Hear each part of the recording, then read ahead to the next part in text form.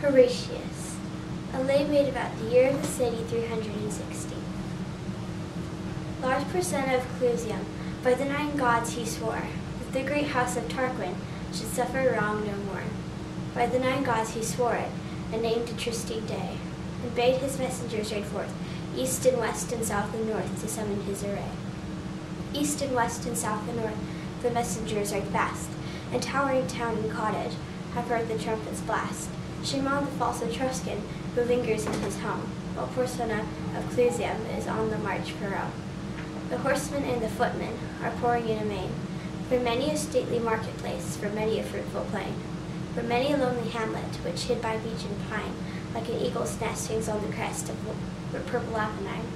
From lordly volaterrae, where scowls the far fame told, piled by the hands of giants, for godlike kings of old.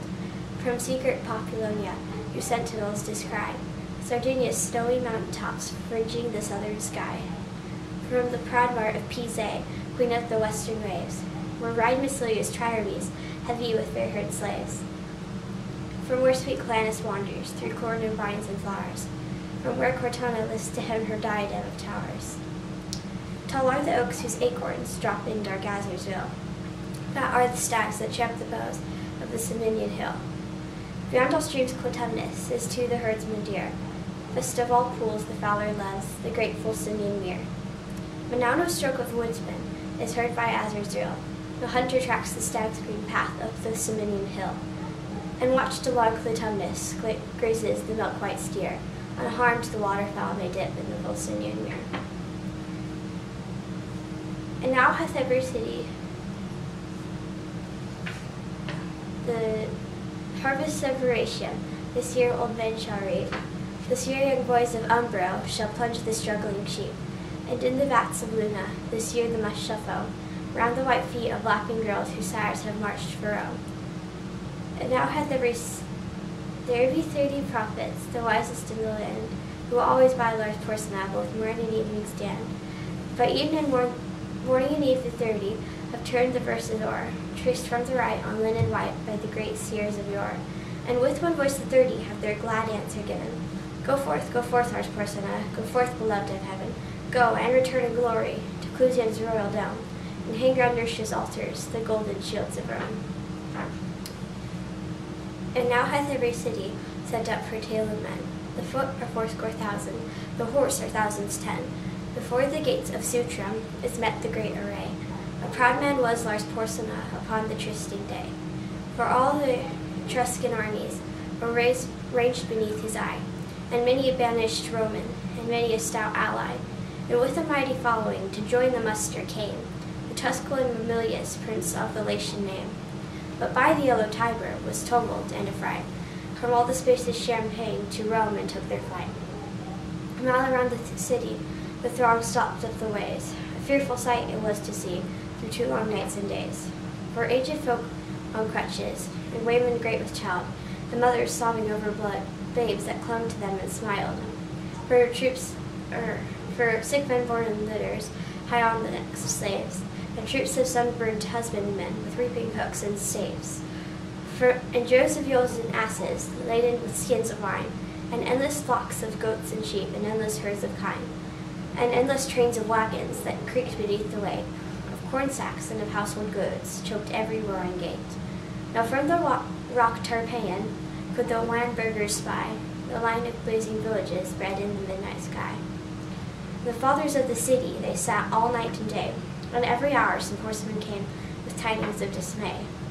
To eastward and to westward have spread the Tuscan bands, nor has no fence nor dovecote, and Christa Miriam stands. For Benedat to Ostia hath wasted all the plain, Astur hath stormed Janiculum, and the stout guard are slain. I wist in all the senate there was no heart so bold, but sore it ached and fast it beat when that ill news was told. Forthwith uprose the consul, uprose the fathers all, in hastily girt they up their gowns and hied them to the wall. They held a council standing before the river gate. Short time was there, you may well guess, for musing or debate. At spake the consul roundly, the bridge must straight go down, for since Janiculum is lost, naught else can save the town. Just then a scout came flying, all wild with haste and fear. To arms, Sir Consul, Lars Porcina is here. On the low hills to westward the consul fixed his eye, and saw the swarthy storm of dust rise fast along the sky. And nearer, fast and nearer, did the red whirlwind come, and louder still and still more loud, from underneath that whirling cloud is heard the trumpet's war note proud, the trampling and the hum. And plainly and more plainly now through the gloom appears, far to left and far to right, in broken gleams of dark blue light, the long array of helmets bright, the long array of spears. And plainly and more plainly, above that glimmering line, now might she see the banners of 12 fair cities shine. But the banner of proud Clusium was the highest of them all, the terror of the Umbrian, the terror of the Gaul. And plainly and more plainly, now might the burghers know, by port and vest, by horse and crest, each warlike look out. Their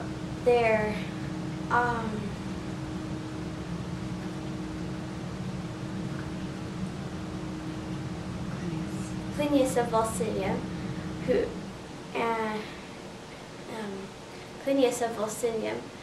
and on his fleet run was seen, and Asteroth the fourfold shield, girt with the brand none else may wield, Ptoleminius with the belt of gold, and dark Ravenna from the hold by reedy Tracemy.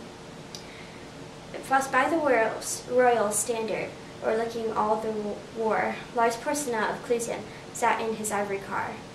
By the right wheel rode Mamilius, prince of the Latian name, and by the left false Sextus, who wrought the deed of shame. But when the face of Sextus was seen among the foes, a yell that rent the firmament from all the town arose.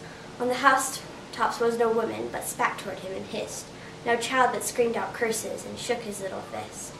But the consul's brow was sad, and the consul's speech was low, and darkly looked he at the van, and darkly at the foe. Their van will be upon us before the bridge goes down, and if 3 months may win the bridge, what hope to save the town? Then out spake brave Horatius, the captain of the gate, to every man upon this earth death cometh soon or late. And how can man die better than facing fearful odds, for the ashes of his fathers and the temples of his gods, and for the tender mother who dandled him to rest, and for the wife who nurses his baby at her breast, and for the holy maidens who feed the eternal flame, that to save them from false Sextus who wrought this deed of shame. Hew down the bridge, Sir Consul, with all the speed you may. I, with 2 more to help me, will hold the foe in play.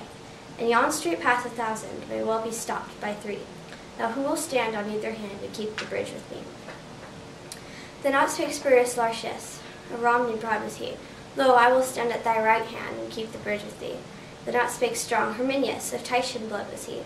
I will abide at thy left side and keep the bridge with thee. Horatius, quoth the consul, as thou sayest, so let it be.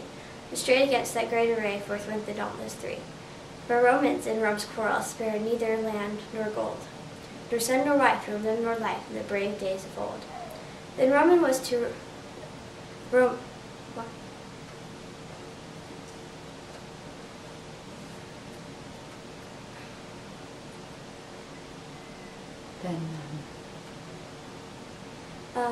Then none was for a party, then all were for the state. Then the great men loved the poor, and the poor men loved the great. Then the lands were fairly portioned, then the spoils were fairly sold. The Romans were like brothers in the brave days of old. Now Roman is to Roman more hateful than a foe, and our tribunes beat the high, and the fathers grind the low.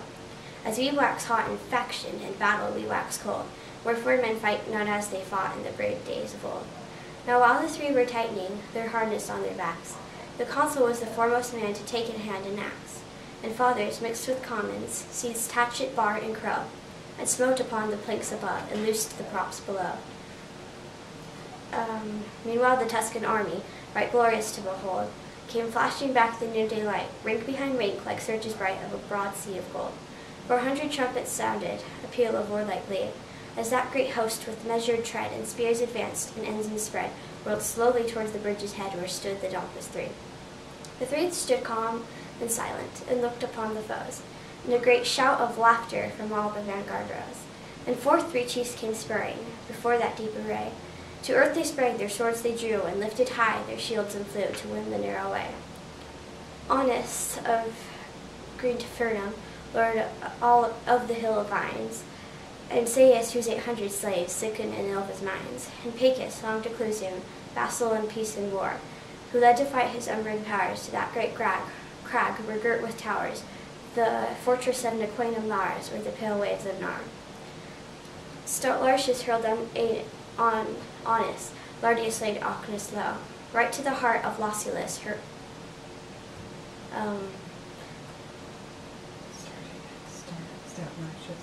Stout Horatius hurled on Anus, into the stream beneath. Herminius struck at Seius, and clove him to the teeth.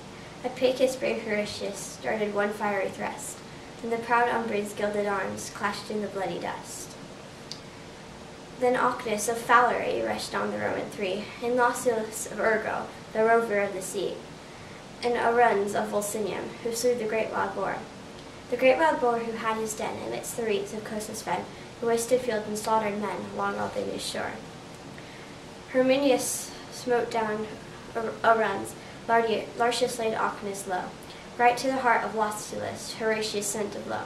Lie there, he cried, fell pirate, no more aghast and pale. From Ostia's walls the crowd shall mark the track of thy destroying bark.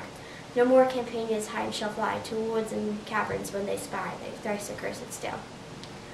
But now no sound of laughter was heard among the foes. A wild and wrathful clamor from all the vanguard arose. 6 spears' length from the entrance halted that deep array, and forth space no man came forth to win the narrow way. But hark, the cry is Astur, and lo, the ranks divide, and the great lord of Luna comes with his stately stride.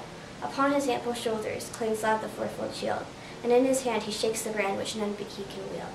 He smiled at those bold Romans, and a smile serene and high. He eyed the flinching Tuscans, and scorn was in his eye. Quoth he, the she-wolf's litter stands savagely at bay, but will ye dare to follow if Astur clears the way? Then wheeling up his broadsword with both hands to the height, he rushed against Horatius and smote with all his might. With shield and blade Horatius right deftly turned the blow. The blow, though turned, came yet to nigh, and missed his helm but gashed his thigh. The Tuscans raised a joyful cry to see the red blow flow. He reeled, and on Herminius he leaned one breathing space, and like a wildcat mad with wounds sprang right at Astur's face. Through teeth and skull and helmet, so fierce a thrust he sped, the good sword stood in breath out behind the Tuscan's head. And the great lord of Luna fell at that deadly stroke, as falls on Mount Alvernus a thunder-smitten oak. Forward the crashing forest, the giant arms like spread, and the pale augurs muttering low gaze at the blasted head.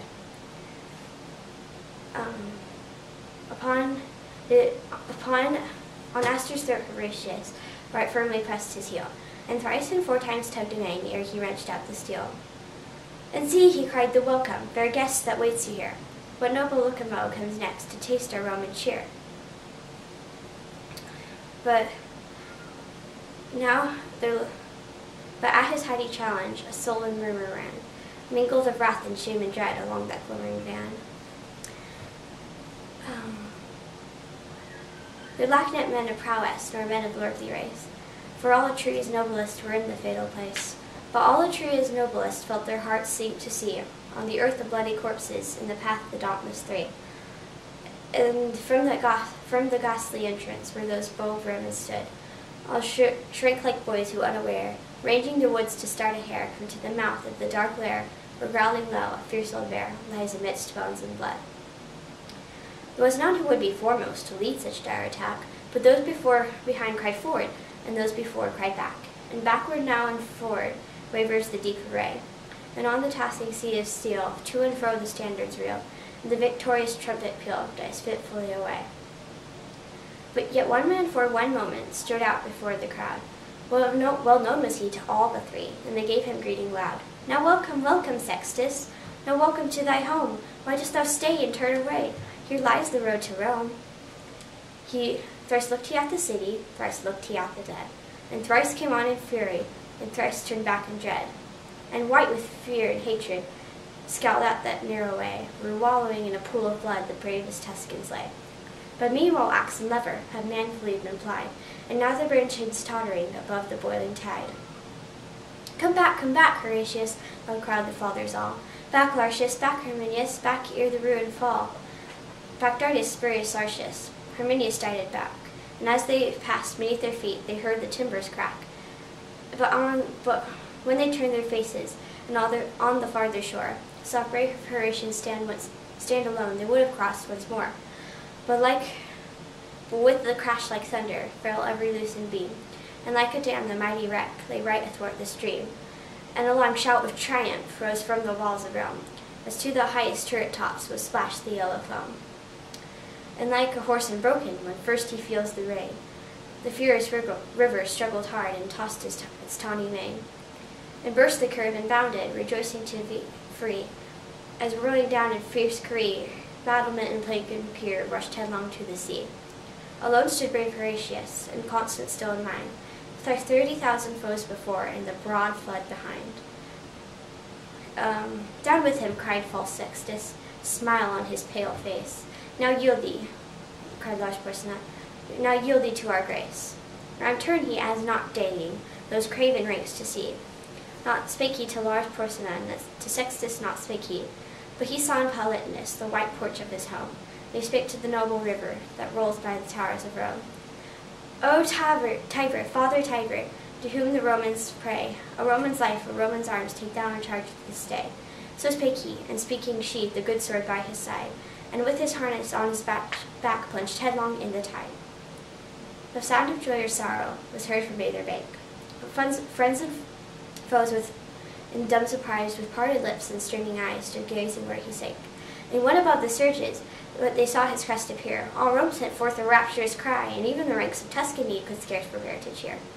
But fiercely ran the current, swollen high by months of rain, and fast his blood was flowing, and he was sore in pain, and heavy with his armor, and spent with changing blows, and oft they thought him sinking, but still again he rose. Never a winged swimmer in such an evil case struggled through such a raging flood, save to the landing place, but the limbs were borne up bravely by the brave heart within, and our good Father Tiber bore bravely up his chin. Curse on him, quoth false Sextus, will not the villain drown? But for the stay ere close of day, we should have sacked the town. Heaven help him, quoth large Porcina, and bring him safe to shore, for such a gallant feat of arms was never seen before. And now he feels the bottom, now on dry earth he stands, and now round him throng the fathers to press his gory hands. And now with shouts and clapping, and noise of weeping loud, he enters through the river gate, borne by the joyous crowd. They gave him of the cornland that was of public right, as much as 2 strong oxen could plow from morn till night. And they made a molten image, and set it up on high, and there it stands unto this day to witness if I lie.